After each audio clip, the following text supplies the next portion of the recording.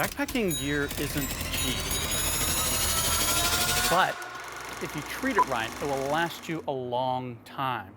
Like this sleeping pad that I bought way back in 2009. To make sure that your gear lasts you a good long time, here are 5 bad habits that could be destroying your gear. So you probably know that it's not good to leave your sleeping bag in a stuff sack. What you may not know is it's not good to leave your tent stuff tight into the stuff sacks either. Experts recommend loosely stuffing your tent into an oversized bag or rolling them to prevent wear at the folds. You know how when you were a kid you would fold a paper airplane, but right after you first folded it had a tendency to want to come undone? So to really crease those folds, you would lay a book on it for a little while to hold it down and crease the folds. Well, the same basic thing happens when you stuff your tent into its stuff sack for too long.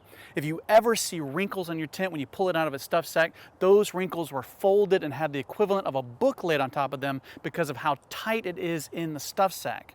It's believed that every time you repack your tent, it'll have a tendency to want to fold along those same creased lines. Just like with paper airplanes, when you accidentally folded it on the wrong place and you tried to refold it just a few millimeters over, it wanted to fold along the same creased line as before. Your tent wants to do the same thing, and repeated folding can lead to tearing. Now, full disclosure, I don't actually do this. I leave my tent stuffed into their stuff sacks and I've never had a problem, but the logic is sound. So if you want to ensure that you never have a problem with this, leave your tent loosely stuffed or rolled in an oversized sack. Water filters are breeding grounds for all kinds of bacteria. If you think about it, you're pushing all the stuff that you don't want to drink through your filter and then you're just leaving it there, which is why every time you get home from a trip, you need to backwash your filter and leave it out to dry at the very least. But if you want your filter to last a good long time, then filter a small amount of bleach through it before leaving it to dry.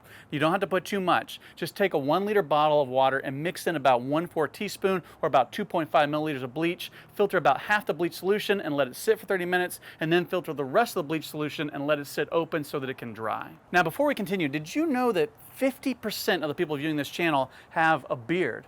I ran a poll just a few days ago because I wanted to see if today's sponsor was going to be a good fit, and it looks like it's going to be, because for the last few months I've been using Outdoor Beard's Beard Balm and Beard Soap. Look, I have had a beard for most of my adult life, and I have used my fair share of beard balms. And the thing that I really like about Outdoor Beards is not only does it keep your beard in place, but I feel like I get to take the outdoors with me. Look at some of the scents that they have on this beard balm. Around the campfire, on the rocks, under the stars, caught in a storm, lost in the woods, summertime. For their beard and body wash, they have the forest, daybreak, dark night, and they even have things like mustache wax and a beard comb. But the real test is I leaned over to kiss my wife yesterday and she said, "You smell good," with just enough surprise in her voice to be insulting, but ignoring that, it was all thanks to Outdoor Beards. So if you want to smell and look better than I do, well then check them out at outdoorbeards.com. Use coupon code MyLifeOutdoors to take 10% off. Speaking of water filters and letting them dry, in a similar way, you want to let your water bladders dry out so that they don't grow mold or algae.